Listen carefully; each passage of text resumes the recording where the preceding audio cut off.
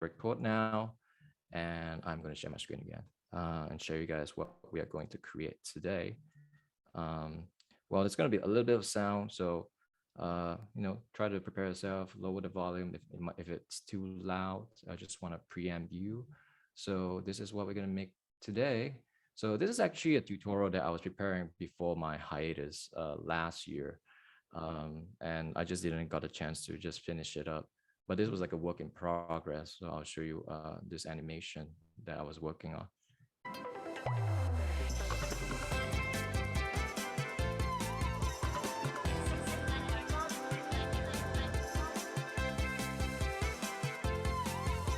Yeah, so that's kind of what we're gonna create. So yeah, it didn't see the light of the day because I was too busy with grad school. But anyway, before we actually get into the Cinema 4D stuff, you guys are probably wondering like, how do you get your Maxon license? So I just want to quickly go through this because it used to be easier, but now it's like a two-step to get a program, right? You need to get the promo code right from Maxon One. So right now, if you have a Maxon One subscription, which is free for student, you have access to Redshift and Red Giant. So it's a very good deal. So what you want to do is go to the e-store and buy this like promo code, right? So I'm gonna drop in on the chat in case you guys don't have Cinema 4D install. You don't have to follow me, but I'm just giving you the resource. Subsequently, you get this license code, right? And you apply the discount code. You get a discount code, not license code. You get a discount code, which you can apply when you are purchasing the subscription. There'll be a service fee for $2.99. Then you get the license code, which you can activate in your license manager, right? So it's a 3-step program. Let me also drop this link so you guys can also look at it. This Maxon educational license. Okay, now going back to that animation, right? It's actually based off Yukai's do illustration. We share the same last name. We're not related. Okay, it's just a coincidence. But what I love about Yukai Do work is that it's very fun. You know, it always has a lot of circular motif. It resemble mandalas. So that's a style, right? If you notice, there's always some sort of mandala, some sort of like central. It's very symmetrical. There's always something like orbiting around a circle. So this is one example. So if you see, say, for example, like in this music video, right? It's very like concentric. There's always like circle presence, and so I think it's even more so if you look at her illustration. Let's see. Yeah, that's one of them that I show you guys. It's more like it's always radio. Seems like I need to pull better examples. But the example I want to show you guys today, right? To kind of analyze, how do you kind of pick apart like the visual language of say an artist you want to copy? So this is some design reference for Yukai Do. So now you can see that when we first look at all this design, right? There's some sort of consistent design language. She always loved to kind of wrap 2D around 3D space. For example, like you see these screens, it's kind of like there's a warping, right? It's kind of like circular. There's an arc, right? And same goes for this man on the right-hand side. There's always screens or there's always things like orbiting around a character. And this is the one that is very obvious, right? So to kind of break it down, you don't look at everything first. You go by colors. You look at the colors and you kind of see that, oh, it's flat, right? There's primary colors, right? There's like red, there's green. It's all very bold and vibrant. And then there's also like dark colors to kind of have a contrast and not make it visually cluttered. Then you look at the shape, right? You can see that it's all very geometrical shape. It's all like rectangles. It's all circles. There's no triangles here, but maybe in this one, you probably find a triangle or some floating geometric shape. So that's the second part. And then thirdly, you look at aesthetic. How do you stylize it? So you can see that, in Yukai Zhu work, right? She likes to apply different texture for both sides. So you can see on the back side over here, right? It's blue, and on the front side, it's this polka dot pink, reddish pink texture. And then after that, it is kind of somewhat made it more hand drawn with this like some sort of boy effect. I know this is probably an illustration or might be a style frame, so it is hand drawn. But in animation, when you're compositing, you can do that.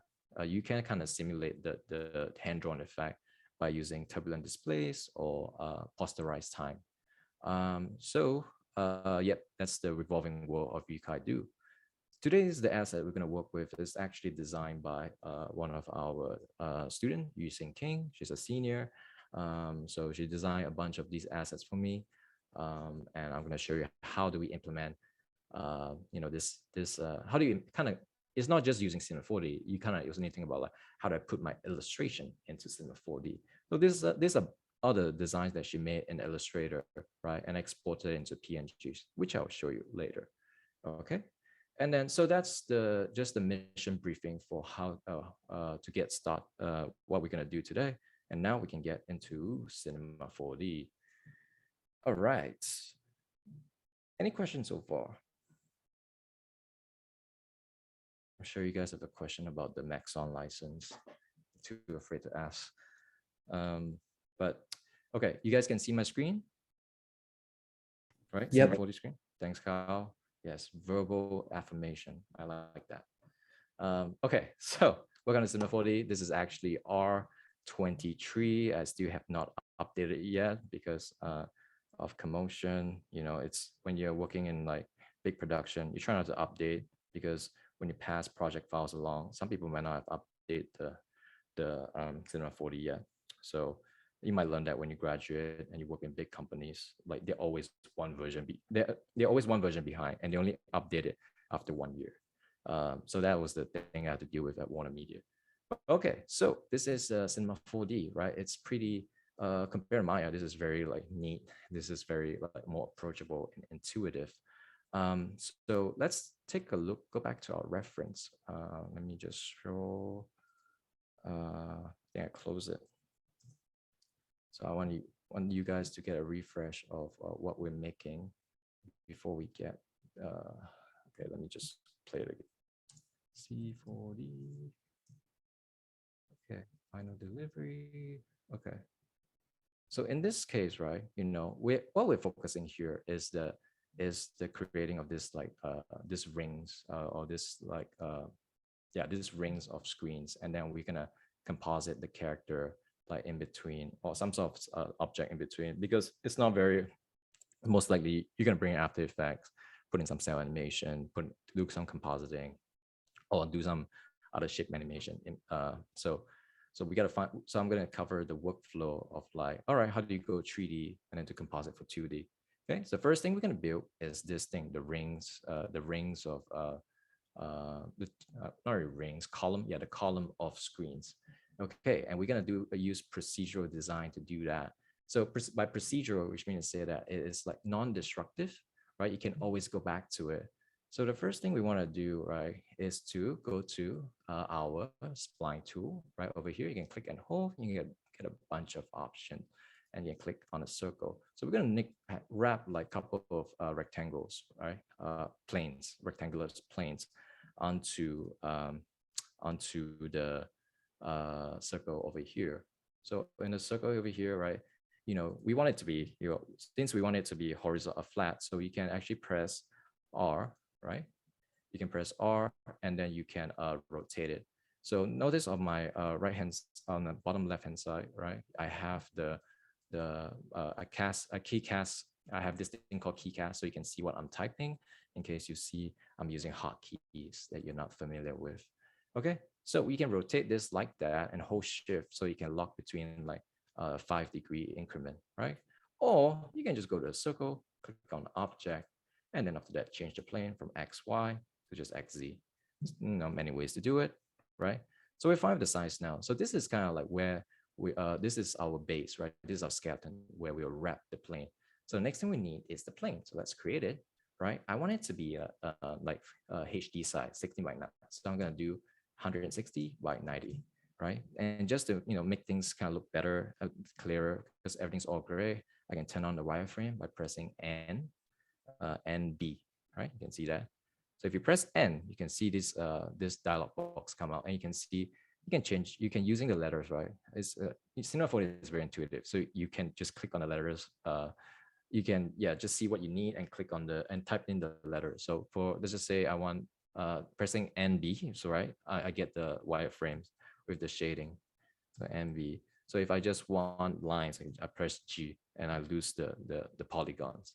Okay, so just quick navigation stuff. Okay, and now that we have the plane, let's wrap it around this spline. So to do so, we use this thing called deformers, right? So deformers, what exactly are deformers? Well, I don't want to explain it, so let's right click. So the deformers are located here, right? We have a bunch of deformers.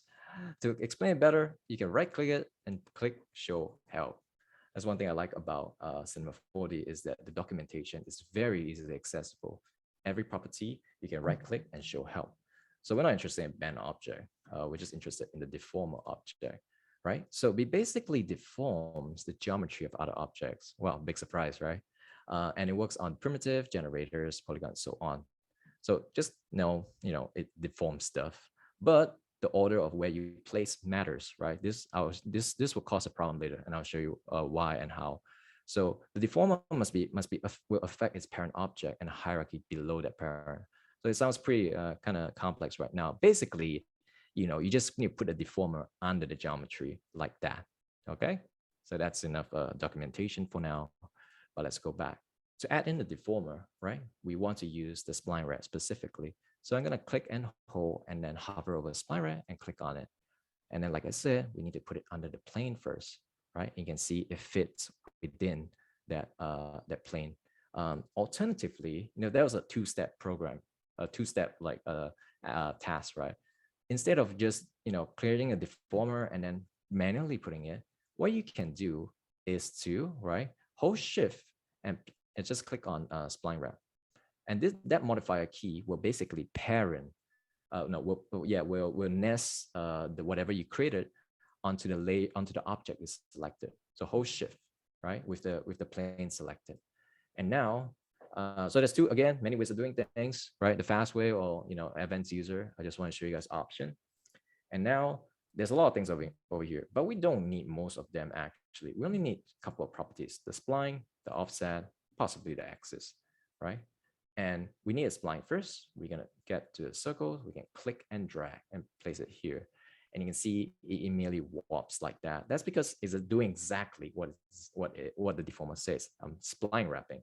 So I don't really want to fit the whole spline. I just want it to kind of deform around the spline. So let's keep the length instead. And then now the orientation is kind of wrong, right? So I could switch the orientation here in the plane, switch it to, I never will know what's the right one. So I'm always just like, oh, plus Z, there you go. Okay.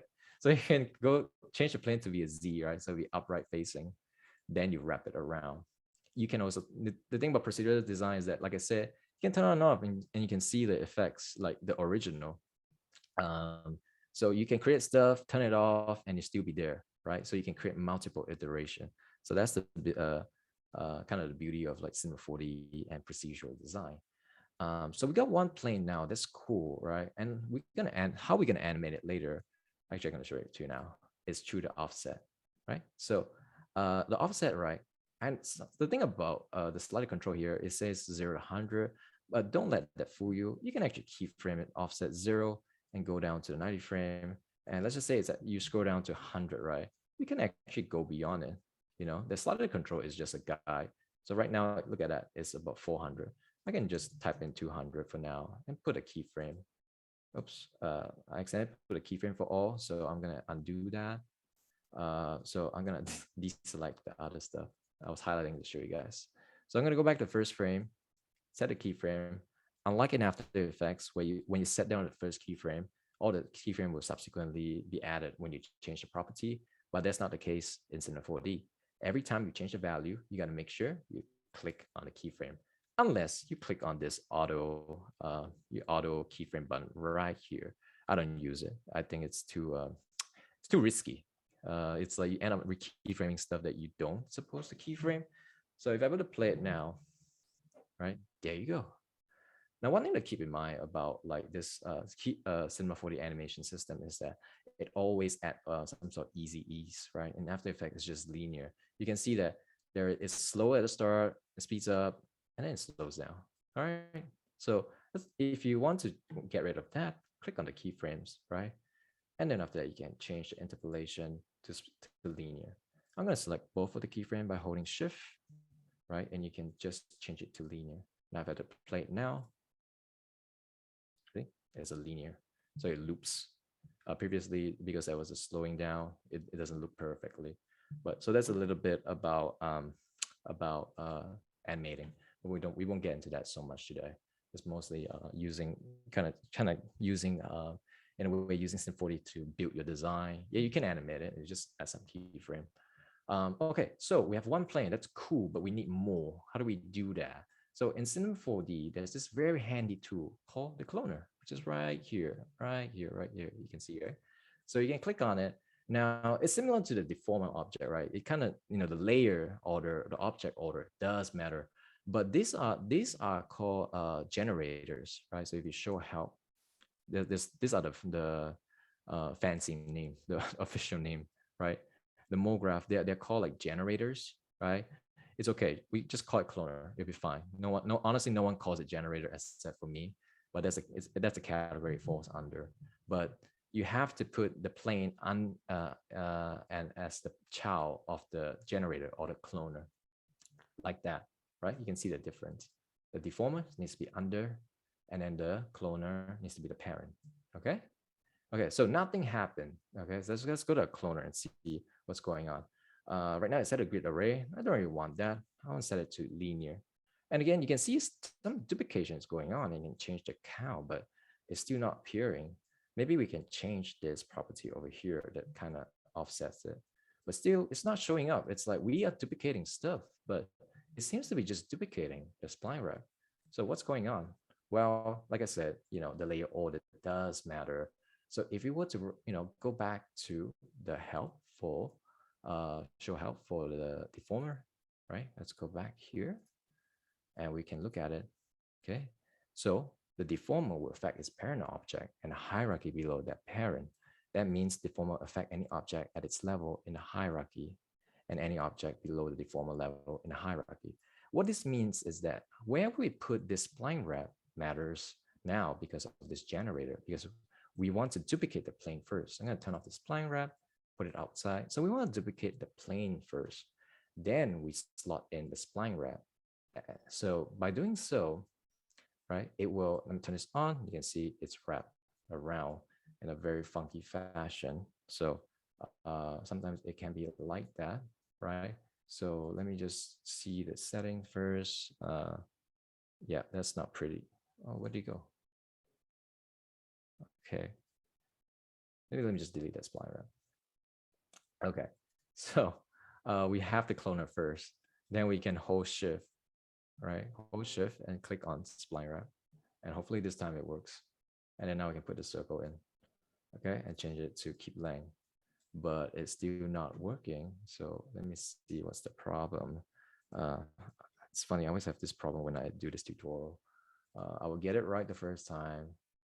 And then when I do the demo, it just doesn't work. So if I recall properly, let's see, it's not a plane, it's not a circle. Let me see, was it here? Z, spline wrap. Let's change the axis. Maybe that might help. Let's change the plus Z.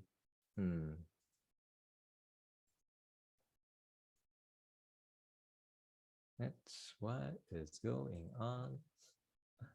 Sorry guys, technical difficulty. Let me just look at my notes and see what I did previously. Let's see, linear, that's correct. Count. Well, if you guys have any idea, also let me know. I may have like missed just one setting. Oh, okay, sorry. I skipped one step, right? So as I was saying, the spline wrap does matter. Okay, so in a way whereby like we need to affect the cloner. Right now, I was just affecting the plane. So what we need to do is to group this cloner. Okay, so you can group this cloner by I believe the now object, right? In in yeah, the now object in Cinema 4D is under this geometry, right? This bar over here. So create a now. Now it's kind of like, it's I know in After Effects it's just layer, but you can actually use it as like a group. Alternatively, you can just select the layer that you want to group and press Option G on Mac, and you'll still be the same thing. So I'm gonna call this ring underscore one. And then after that, now we can do the spline wrap. With the ring one now selected, I'm gonna go to spline wrap, hold shift, click on it, drop down the circle. There we go. And then we switch it to keep length. Okay. And now we can go to cloner and actually offset it in the x-axis like that. Ta-da! Cool, it worked. Okay. So you can, let's set it to about 500 for now. And then if you want to, you can also change the z-axis if you want to, but it goes wonky, so don't do that. You can change the y-axis right over here. So it's basically like how much they are like kind of offsetting from each other. Okay, so with that, we have our first like ring. So which next thing is like we kind of want to different the size, right? We're in this phase of modeling. We're trying to create, before we get to the shading, the fun stuff, right? We want to get, the geometry right, get a model right. So all of this size are consistent, which is, very boring. So what we can do is to use, a MoGraph effector, right? So these are things that change the property of like our cloner. So what we want to do is to select our cloner, go to MoGraph, effector, random. And as it says, as it does what it says, random. And what it does, it randomize, right? So you click on the random and it goes to, you go to parameter and you can see over here, we can randomize position, scale, rotation, right? We can rotate the Z position, the X and Y, but I'm more interested in the scale, right? So you can you can randomize the X, Y, Z separately, but that's kind of troublesome. Let's just do uniform scale. Set it to be a 1, right? And then it'll kind of differ by the size. So you kind of need to use like a good number so they don't the size difference is not too big. So maybe like 0.2. Okay, so we kind of got, and if you want, I'll just show you rotation, right? You can also rotate them like this if you want to. Maybe you're doing like flying paper, maybe this might be cool. And you can just easily turn it off if you don't want them. Okay, so let me just increase it to 0.4 so at least it's more obvious. And we're going to increase the clone, right? We want more clone. Maybe let's do about 15 over here so we can see more stuff. Okay, so now, right? The thing about one thing to keep in mind when using effectors as random is that you got to make sure you click on the generator or the clone object, and then you apply your random. For example, if I want to add this random into this effector panel over here, right? If I happen to click outside and go to MoGraph effector random, and you might think like, oh, nothing's going on, right? Because it's not added. So if this happens, it's easy fix, just click and drag and we add on. You can also turn on and off, right? And then for the random one, we're gonna use this for, we're not gonna delete it. We're actually gonna name it a random underscore color. We want one random effector for position, scale, rotation, and the other one for color, or more like texture. So for this random color one, right? Random color effector, we want to turn off the position, okay? And we'll leave it there for now, and we'll get into the texturing part. Okay, so to get to texture in After Effects, the texture in Cinema 4D, all you have to do is just double click with your on the material panel right here, and you automatically create one. And then you can kind of access the property on the right hand side, but you can also double click on the material to get to the material editor. You can rename this to be, say, screens. Okay, and I'm just gonna show you what if you render it, say, like that. So to render, right, on the viewport, just hit Command R. Oh wait, I didn't apply it. So to apply it, click and drag onto geometry. Alternatively, click and drag onto the object layers over here. So if we were to kind of render now, you can see that there's specular, there's shadow, right? But if you look at the you guys do work, it's all flat. We don't want that. So we just want to have flat colors. We want to turn off the color, turn off the reflectance. We just want luminance. The luminance doesn't really take in lighting data, right? So if I were to change it now to red and render it, it's just flat. You can see that. You can see the difference over here. Like you can see the distinction. So that's cool, but that's one color, right? We want it to multi-color each screen. So we can add a texture or more like an effect, which is you go on a MoGraph, not effect, a shader, a multi-shader right here. So I click on it, drop it on. So it's gonna, so you click on it and you go one more layer, right? And you can see that you can add textures, more textures as well. You click on it, you can add a color, right? So I can go into the color, change it to red, press back over here, and then go down to the second one, create another color. Maybe this time I'll do blue, and I'll do the same thing again. If I want to add more colors, just add, and then I'll go here, color, front, and then I'll just want to show you guys this first before we get into the texture. Okay, but I have all these three colors, but it doesn't show, it only show up one, it only show up the last one, the green. Well, let me have a sip of water first. Okay. So to kind of randomize the colors, right? We need to go into our random effector over here and just change one little thing. So over here, right, it's randomizing. In the default setting, it's just randomizing the transform property. We want it to also randomize the color mode over here. So click on it and just change it to effector color. And you can see that things are, and suddenly we have some greens over here, but there's no blue, right? This is because like it just so happened it randomizes and there's no blue. If you want to change the variant, right, you can go into the effector over here, the effector tab, and just change the seed value, and you can create a different variation, just like that. Okay. So, but here's the thing: we don't want just flat colors. I render it now. It's like, yeah, it's cool, but I want to use the images, right? So I'm gonna pull up. So instead of to kind of use a texture, right? I'm gonna just click. Oops. Let me just show you how to apply one texture. I'm gonna add. Click on this, right? Instead of the drop down. So I have a bunch of textures over here, like I showed you guys earlier. So these are just JPEG images. I'm gonna drop on in.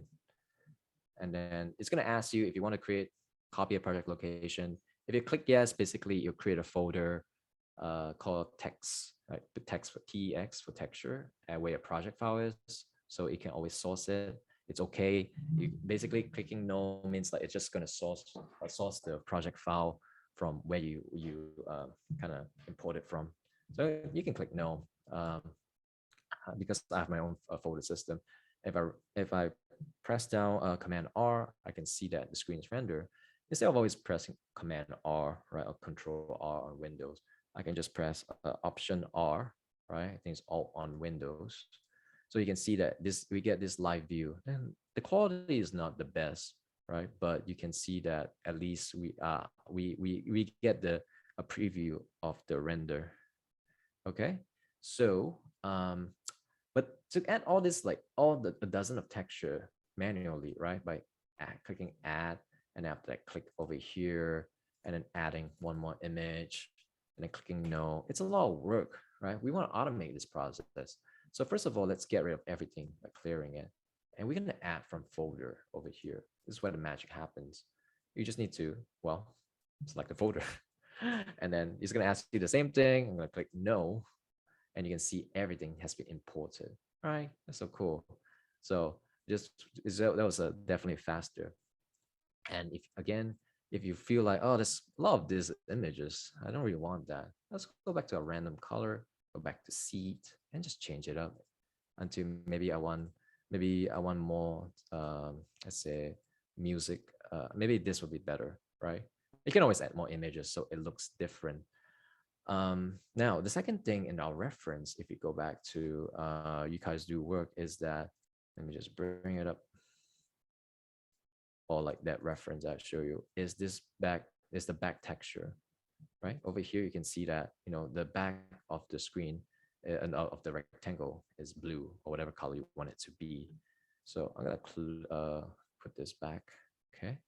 And then, so what we want to do is to create, double click on the material panel, double click on the material, turn off color, turn off reflectance.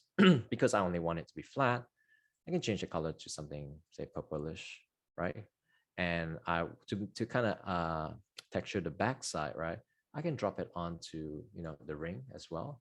But here's the thing, it colors everything. And then after that, we can go into the site over here. So we click on the material, and then in this property panel over here, you can, instead of like projecting on both sides, you can just put front, or you can do back. I'm gonna do back for now because you guys can see the images clearly. Okay, so that's how you color two sides of the. You texture two sides of the geometry. You guys have any question at this point? No? So just to do a quick recap, right? So we started off, I'm gonna turn off everything. We started off with just a circle spline. And you can actually turn off, so I want to show you guys, if you can actually turn off stuff by clicking on this, double click, right? And you get a red dot. The first dot means that it's not gonna show in the viewport, but it will still show up in the render. But if you turn off the second one, it's gonna show up in the render, yeah, just in render. So usually it's blank, but if you want to hide viewport, you can do that. We start off in the circle, right? And then after that, we get on to adding, let me actually turn all of this. We added a plane, and then we put in a cloner, and see over here, and then we spline wrapped it.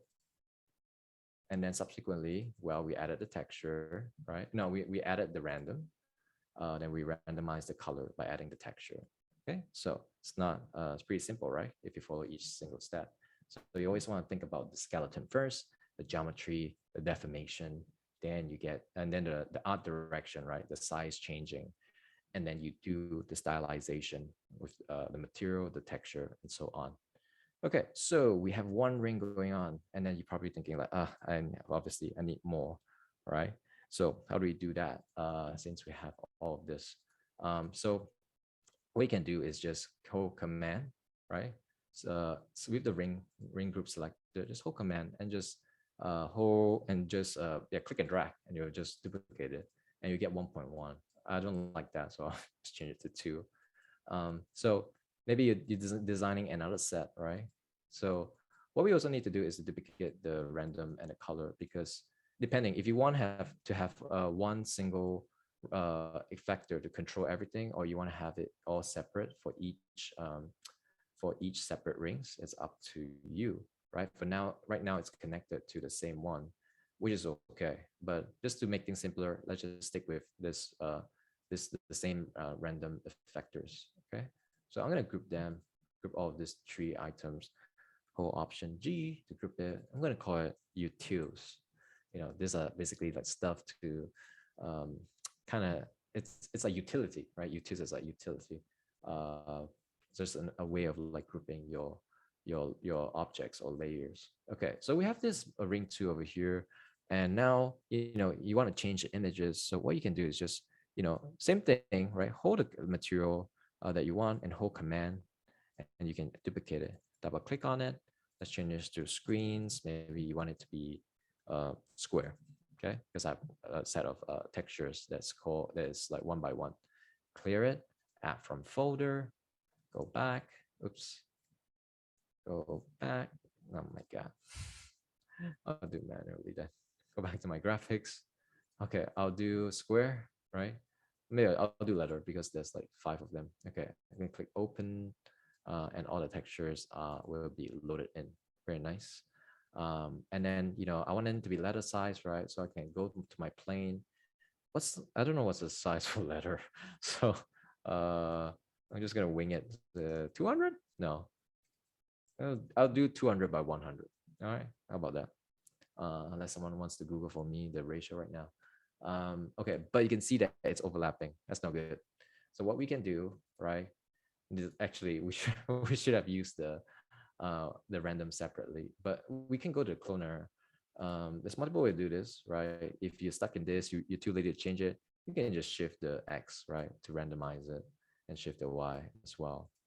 Um, what we should have done instead is, let's go back, is we actually have to duplicate this into the rings as well. So I selected both of them, hold command, drag and drop there. But we also need to replace effector. So let's get rid of this, click and delete, and drop in our new set of effector onto the cloner. So I need to just click and drag. So now from here on, I'll just duplicate this whole set of items instead. Unclose ring one, and then go to ring two, and now I can go to my random, right? And I can just change the C like that. So and maybe I want them to be change the texturing as well. You can change the C. And so let's see, what else can we do? We can go back to a random. We kind of want to spread it out a little bit more. So maybe we can push it out a little bit. You can see some distortion going on. So maybe you want to use another ring instead. But that's kind of taking too much time. So I just want to just quickly show you guys how to just create a couple of columns of the screens. Alternatively, I can just go to cloner, just reduce the number. So instead of 15, I put 10, or maybe just 7. And then the other one, maybe instead of 15, I can just go back to my cloner, right? Go back to 20. Or maybe I'll just increase the size of the circle by changing the radius, or I can scale it up as well. Multiple ways to do things in After Effects. I keep saying After Effects. Oh my god. But yeah, you can scale it. You can animate it. You just like that. You can already animate it, right? So in the preview animation, that's what I did. So let's actually do that. Let's animate a circle. Let's actually set it to, if you set it 0, it's kind of weird, I think. Yeah. So maybe you want to set it about 100, right? Before it kind of opens out. So let's put it go to first frame, click on the radius, go down to 90 frames, go to maybe about 500, and click on the keyframe again, play it. Okay, you can see it's spinning really fast because in the beginning, right, there is not a lot of space to rotate around. It's because of the offset value. So if I recall correctly, actually no, yeah, this is so using this technique, it's not good to kind of animate the circle unless you are animating from a higher value, not like from 100. Maybe if you start off say 300, right, this like crazy rotation wouldn't be that bad. See, so that's more acceptable, right? So that's cool. But let me save this before it crashes, just in case. Let's call this demo. Okay, cool. Next step. So we learn how to make these columns of screens. But what if I want just some simple geometric shapes instead? Maybe some like if you go back to you guys do stuff. I'm not sure if she has it. Let me see. Nope, she doesn't have it. Let's just say I want just rectangles. But it's the same concept, right? Rounded rectangles with just stroke. So to kind of show you guys, I'm gonna turn off duplicate the ring because we need one of them.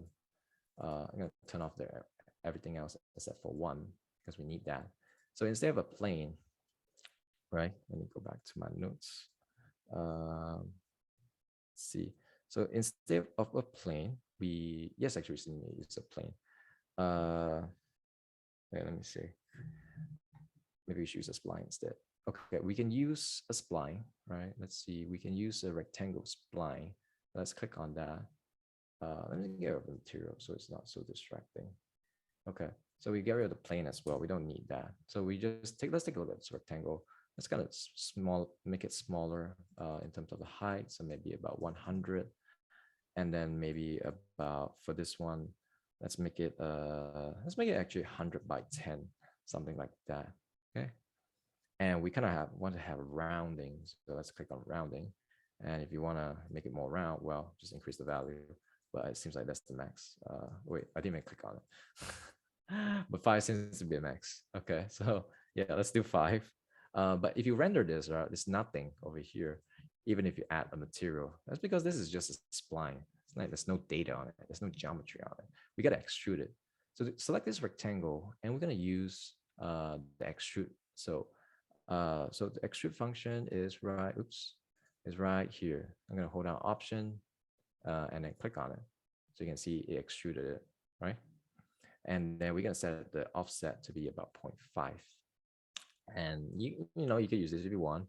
But what I'm gonna do is go to cap, and then I'm gonna go into, I'm going to turn off the cap, right? So it's just like that, right? Cool. So it's kind of like a stroke. So if I were to put a shader now, a material, you can see it appears. Yay, cool. Very nice. So let's actually use that as a geometry, right? And put it under the cloner. There we go. So, but you can see that if you look at it, it's just there like stiff F, right? It's kind of like there's no deformation. So why is that? So, well, first of all, let's go into the spline and see what's going on. It's actually based on points, right? They're deforming based on the number of vertices of points. The points are kind of like what holds the geometry together. So instead of adaptive, we can change it to subdivided. So that's one way. Secondly, right? So if that doesn't help, maybe it's the vertices, the points of the circle instead, because this circle probably only have like what, 8 points. So if I were to go to intermediate points in the circle spline and change it subdivided, fingers crossed. Wait, let me just, yeah, you can see now because let me go to a smaller radius, so you can see it's kind of more wrapped up perfectly. So if I go back into let's say uniform, it's kind of stiff. You can see that there's some breakage over here. So if I change it to subdivided, you can see that it's more smooth, right? It might be possible to add more geometry, add more points for your spline. So what you can do is to, I believe, let's see, change the maximum length. Nope, not change the maximum, reduce the maximum length, right? To kind of smooth out. You can see over here, to kind of add more faces, add more points. So maybe reduces the length down to, oops, that's too little, say 1. Okay, so that looks kind of, so it deforms nicely. Okay, and now you can play it, right? And we can maybe randomize the size. Maybe because this one is a design accent, right? It's like something to kind of enhance, kind of supplement the design. Maybe we can, go crazier with the scale. Maybe not too much, maybe 0.7. Maybe we want to have more of them. So let's go back to the cloner, go to object, increase the count. Okay, there we go. So if I were to render this now, right, press escape to stop. Hold Command R, you can see it exists. Maybe, I'm gonna just duplicate material, double click on it and just change it to white. And reapply this onto the material. So I can apply directly onto the group. And good housekeeping, I just like delete the old material that are not being used. You don't have to do it. It was, the one on top will still override it. And now I can turn on the rest as well. Okay, so if I render it now, cool. Let's actually play it and see. Let's save it and play it. And you notice, this purple thing is kind of annoying, right? So if you want to hide stuff, you can go to display, and actually no, filter, and we're gonna get rid of the deformer. And I also don't like the grid, so I go to filter, work plane. Yes, so we can see everything clearly now. Okay, so that's looking cool. Okay, so let's actually add a plane in the not a plane, a disc in the middle, so we can actually like visualize some sort of space and depth. So I'm gonna just create this, and then after that, maybe I'll just make it purple. I'm gonna speed things up. And if you render it now, it kind of looks very sharp. I don't like that. So we can go into the this segment. Oh, no, actually the rotation segment, and just increase it, right? So that's one way. You can also add subdivider, right, which is over here. So hold down Option with the this selected. It kind of looks like a cloner. So you can see it's subdivided what I made. So which means that I can reduce this back to a lower value, right? So we don't need that much geometry. So that's another quick and easy way. So maybe I'll just call this platform for good housekeeping. And I'm gonna just select all the group. Okay, actually that's fine. Yeah, I'm gonna select all of this, all the rings, Option G, and just call it geo for geometry. And oops, I almost closed it. Okay, now This all seems very fun, right?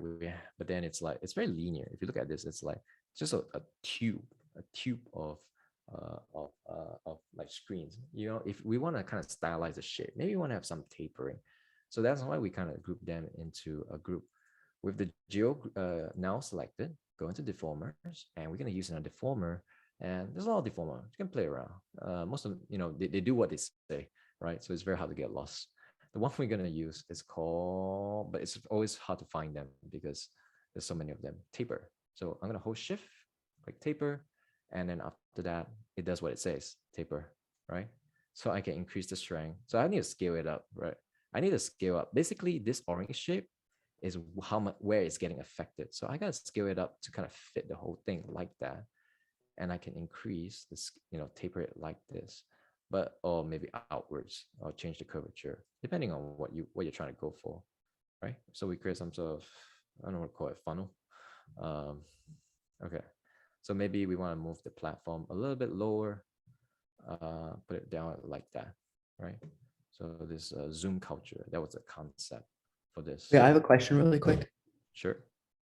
Is the taper only affecting things in that geo group? Yes, it Okay. is. So, yeah, so this deformer over here, right, will affect everything that's under the parent. Okay. Okay. Yeah, good question. Okay, I'm going to use the ugly color for now, so it's obvious. So this pretty much conclude how to, like, you know, do stuff in Cinema 4D, but we still need to cover the rendering part, right? You got to get it out to After Effects. And before we get into that, let's actually create a camera. All right, so you can create a camera by clicking it here. Nothing's going to happen yet. You actually need to look through the camera by clicking this button right here. All right, you frame it up.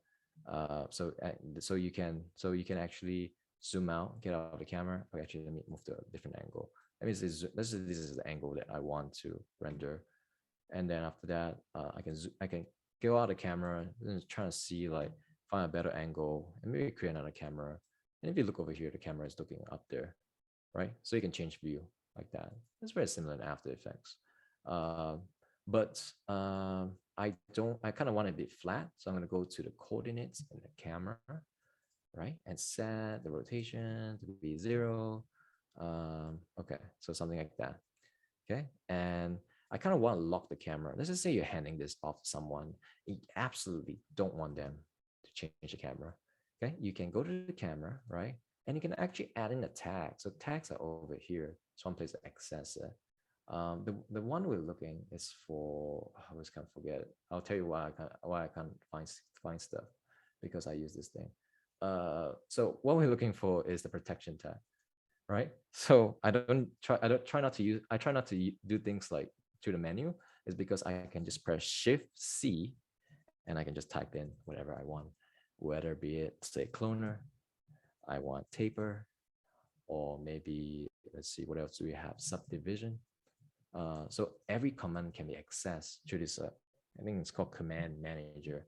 So the shortcut is Shift C. It's probably the most useful thing you need in Cinema 4D. So with the camera selected, Shift C, protection. Yes. And what it does, it locks all the, position, scale, rotation property. So if I try to move it now, I can. But usually I would just unlock the Z because I just want to, maybe animate the camera, or just like have, I just want to adjust the settings like that. Okay. So if you play it now, yep, like that. Okay. So now we can get to the rendering part.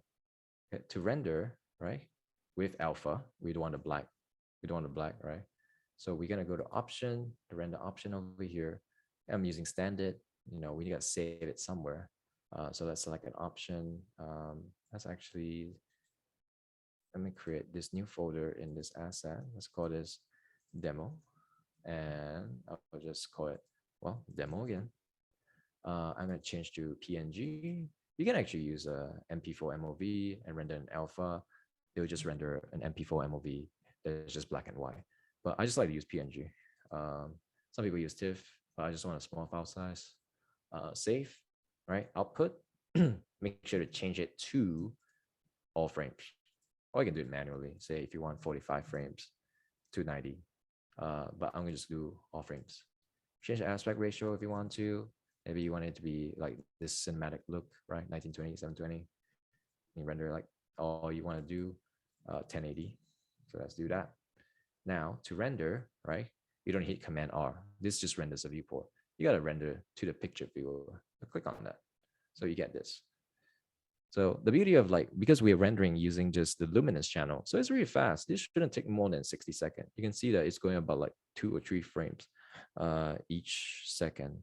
So, and then and then we're gonna right click, show file and explore, and we can see that I got a space. You can see it's transparent. Okay, so I should put rename my file to be demo underscore. So, well, I'll do that next time. All right, time to get an After Effects and see how we're gonna composite this thing. All right, well, After Effects loading. You guys can ask questions.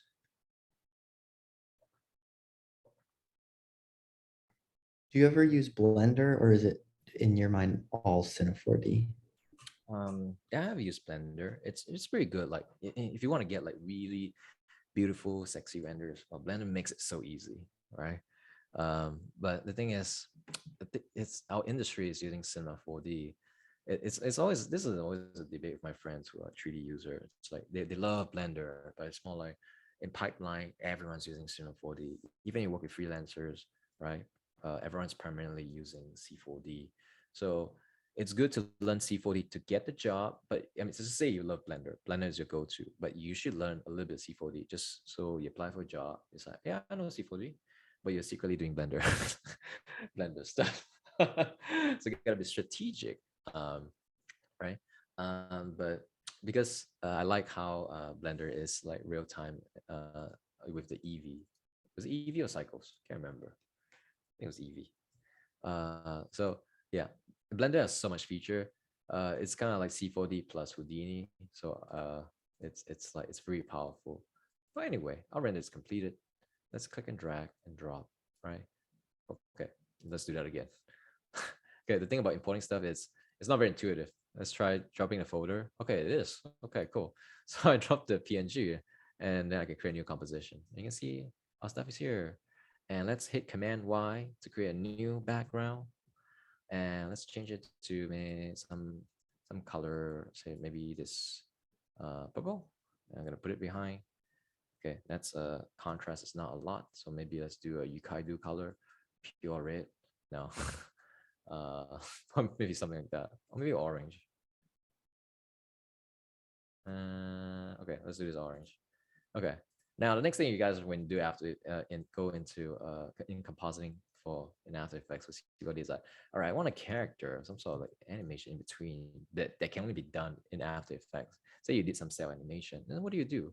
For example, let me just import. I'm gonna hit Command I, and now I have this platonic shape. Let's just say you did this cell render. It's not okay, by the way. Uh, let me actually do it again. Double click on it. Make sure to select PNG sequence right here. That's my mistake. All right. So let's just say we have this. This is actually done in C4D, but let's imagine this was some sort of like hand-drawn animation, right? So we can go back to our demo over here. So what you want to do, probably thinking is like, okay, I'm gonna put this right here. I'm gonna scale it down, put it in the middle, and then you're like, okay, while it's on top, I'll put it behind. Okay, now it's completely behind. It's like you want to be in between. It's like, all right, how do you do that then? Okay, so we need to go back and kind of do one more thing. I'm gonna actually save this out because again, uh, demo com. We need to use random passes, right? I know it sounds fancy, but it's not something very intricate. Basically, we need to separate, right? We need to have some sort of alphabet telling that the stuff that's in between is you can show up. So one of the quickest way I thought of is that we just need a mat, right? So we can just create a cylinder over here, right? Create a cylinder. Oops. And maybe we can increase the size like that. Okay, so I can mid the mouse button to actually kind of see the full view. Maybe I should have gone through this earlier because this is a really helpful thing. So maybe I want to scale it up like that. Trying to touch the geometry and then maybe scale it up a little bit more. Okay, So this is going to be the mat, right? I'm gonna color it, create a material. You don't have to do this. It's just like good housekeeping. I'm gonna just change it to like green, so it's like obvious, like this is like some sort of placeholder. So we're just gonna render that green thing out. But remember, if we want to have other green element as well, right? We can't just use the green channel in After Effects. What we want to do is just render the alpha pass of this cylinder. And to do so, we use render passes and we use this thing called object buffer. And we use this thing called compositing tag. All right, those are just subcategory. Okay, the thing that you need is select the cylinder, Shift C, and type compositing. Okay, and you get the stuff that I was talking about. Object buffer, right? Enable it. So this puts it under group one. It does nothing on its own yet. What we need to do is go to the render settings, go to multipass, click on it, and then we need to add, go to multipass, right? And then go into, where is it? Object buffer. So you can create multiple object buffer.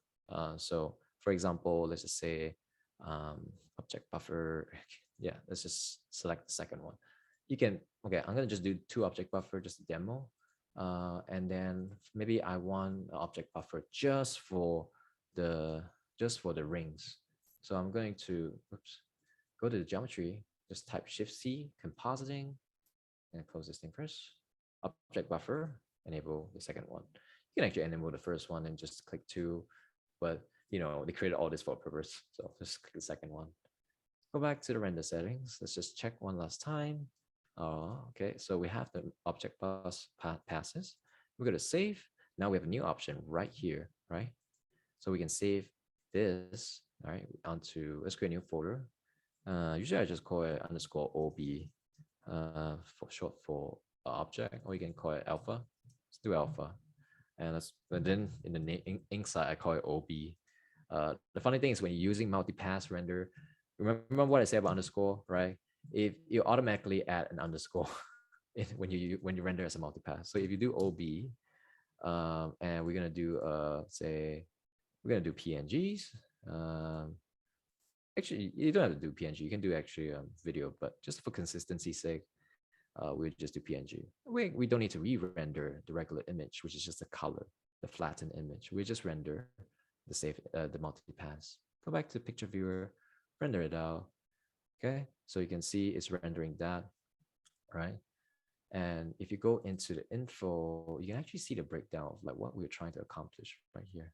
So I'm gonna just click on one frame. You can see that, okay, you have to switch it to single pass in the picture viewer. And you can see what's going on. Okay, it's rendering one alpha, right? And then you click on the object forward. This is what we want, right? We want the occlusion of the screens of the front, but we also want it to kind of be in between, right? So the back screen doesn't cover it. But then if we select this object buffer 2, it's only just the screens. So that's what object buffer do. It kind of isolates it. And then you can do multi-pass renders to get out the alpha matte, right? So when you're planning for animation, you need to keep things in mind about like what to separate, what to render. It's not just like, oh, I'm going to do everything in C4D, unless you're just doing some sort of fancy renders, Octane renders, and then call it a day. Okay. Now let's go back After Effects and actually implement this. I'm gonna double click on the project panel, and this will bring up the import dialog box. Go to my assets, go on the demo, go on the alpha, and then you can see it has name OB object. Maybe I could name it something else instead of OB. Maybe I call it demo, would have been better. You can see object 2 is also here as well. What I want is just object 1. Make sure PNG sequence is clicked. I click open, right? It's just black and white data, okay? But that's enough for us. So we're gonna put this in front of the demo, and actually on top. Let's call it map, so it's clear. And let's call it red so you can see it. And the platonic that we want, so the platonic is this thing right here, right? So I'm gonna just color it green. Let's just say, name it middle, so it's clear for you guys. Close this panel because we don't need it. We're gonna set the track matte to Luma matte. And then we turn on the other stuff. There we go. Ta-da! And that's how you get it, things in between. All right. Let's see. So I didn't add a character for this tutorial, I didn't add a character, but I'm sure you guys can do that yourself. I just want to show you, just use this platonic shape. Now, last part of this tutorial is just stylization. We're done with the C4D stuff, right? So like I say, Yukai has this boy effect, and also kind of also like some sort to make it hand drawn, right? The motion is sort of stylized, more like the frame rate. What we can do is to create a new adjustment layer, and then what we can add on, right, in the effects panel, hit Command 5 or Control 5 if the panel doesn't show up, and type in posterize time. Double click on it onto the adjustment layer, set the frame rate to 12. Okay, so what this does, right? It kind of makes the animation more choppy, but not too choppy to the point whereby like, oh my god, it's like it looks terrible. So I like to call I like to just call this like we're stylizing the motion or the frame rate, and then let's see. So subsequently, right, you can add in a texture on top, um, but we're going to use a boy effect. So let's call this posterize time. So Ben Mary has this tutorial on boiling, the boy effect. Actually, I've been saying this for a while now, but I'm sure you guys don't know what I'm referring to. So the boy effect is kind of where things are kind of like, roughened. It's kind of like always moving. It's not hand drawn. It's actually just turbulence displays. So I'm going to show you. If you type Ben Marriott, if you don't know him, well, you should, because he's a very popular YouTuber. So the one that you want to look at, yeah, I think this hand drawn style one, that's what he did. Yeah. So let me just play it a little bit. So, right, you can see that the line quality. Oh my god, his face. Yeah, the line quality is it's always jittering. Okay, I wish his preview was like twice as long. Okay, so that's what we're trying to go for, right? So to do so, let's go back to After Effects. You can do it in the same layer. You can use turbulence displays, right? So the idea is to kind of, okay, turbulence displays by default, if you add it on, it's too much. You just want to change the amount, say by 2, right? And then maybe change the size about, I think it was 40. And then you want to animate evolution. You can run an expression by typing option time times 50. Okay, it's not very obvious because I got the settings wrong. Okay, so here's what I'm going to do. I'm going to delete this, all the effects. I'm going to animation preset because I saved this out. I try not to rewatch tutorial, so I have a bunch of presets that I saved out. So hopefully I can find. There's way too many. Oh yeah, I put it on top. This is the first one actually. I call it adjustment underscore boy. So this plays on. You can see that instantly, right? I get that boy effect. But that's a little bit too much. So it's a series, it's 2 displacement, turbulent displays and a posterized time. So maybe I want to reduce the posterized time to be 15 for the second one. And you can see that's not bad. Now if I play it, right? I'll go press back.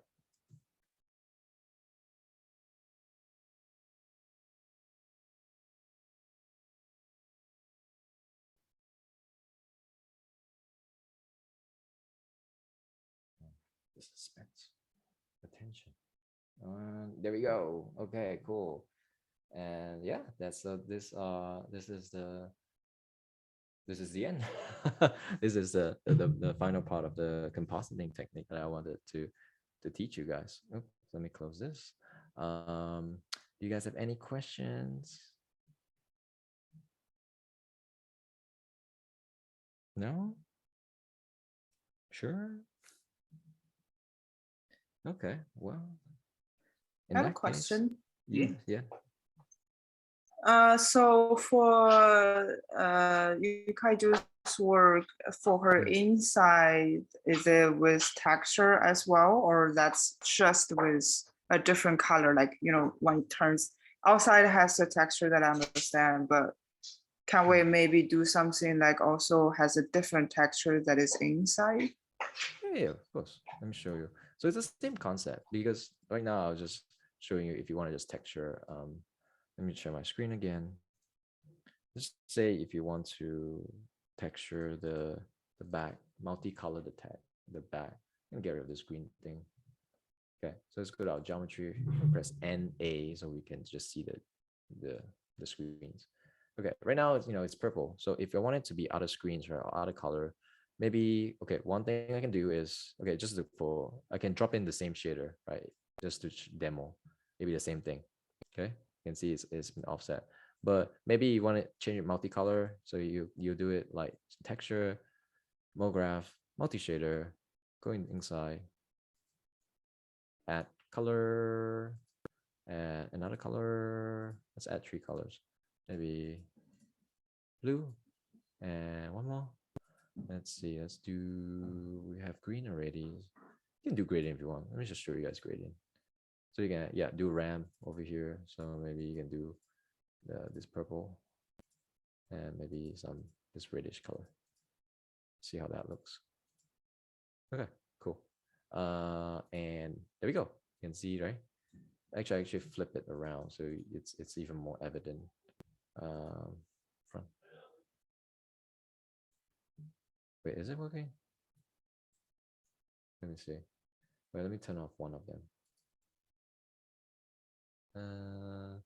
Yes, there's white. Yeah, it's working.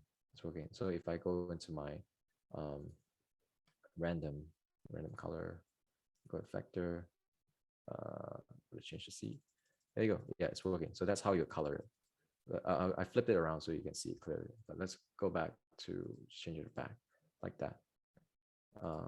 So that's how you multicolor the backside. It's the same concept.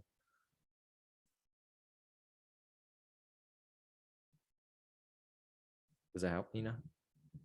Yeah, it helps. I'm just trying to see how I can put this into my work. The process is to you render, you do all illustrations, right? And then after that, like I said, you just texture them onto planes, or maybe not even planes, just circles. It's up to you. I think just look at you guys do work, and then see like how you can copy a little bit of a style.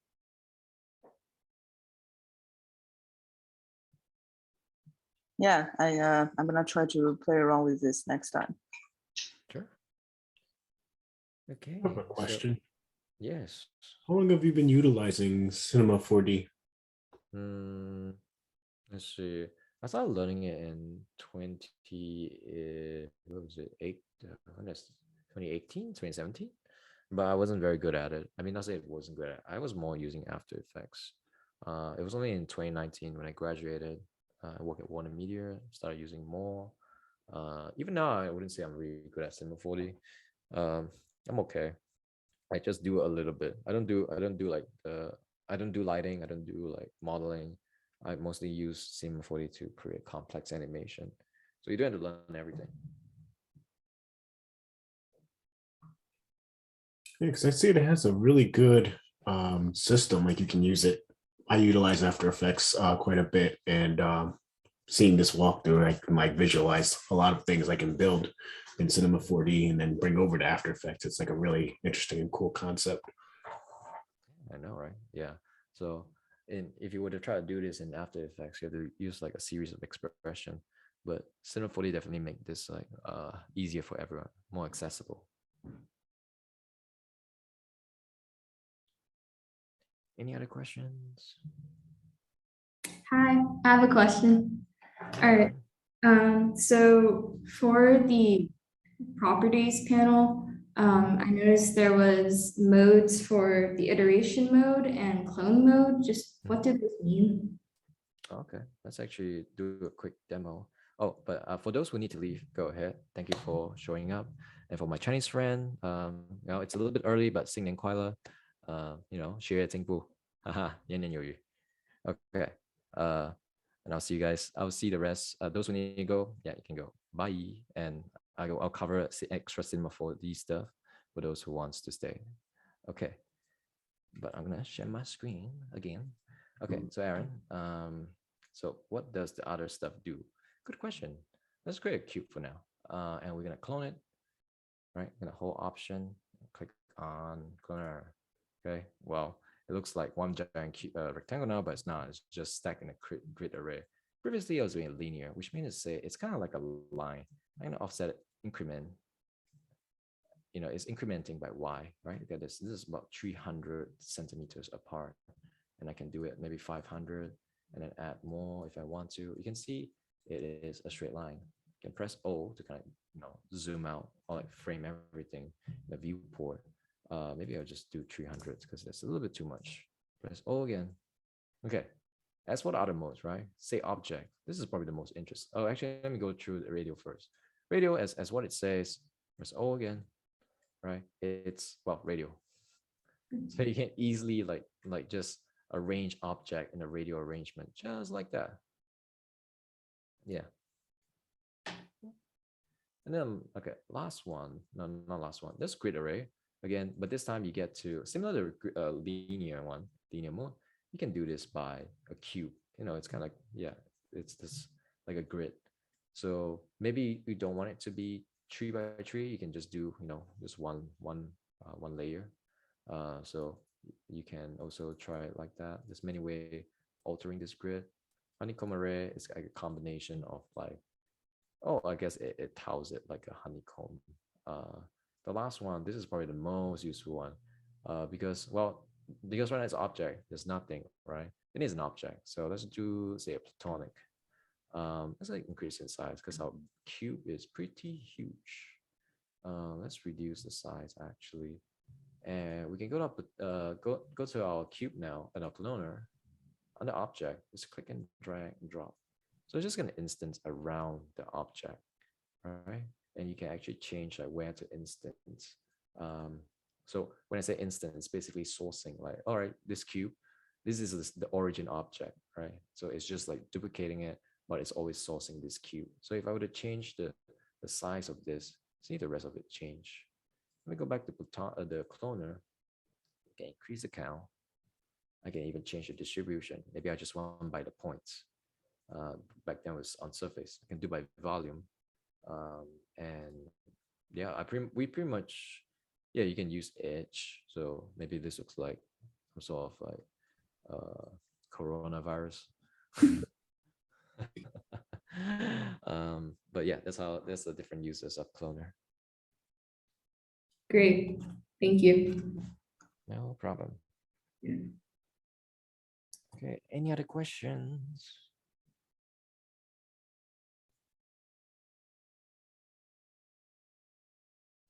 Well, if there's no other questions, you know, you're free to leave, and, you know, good luck for midterms, and enjoy the rest of the weekend. All right.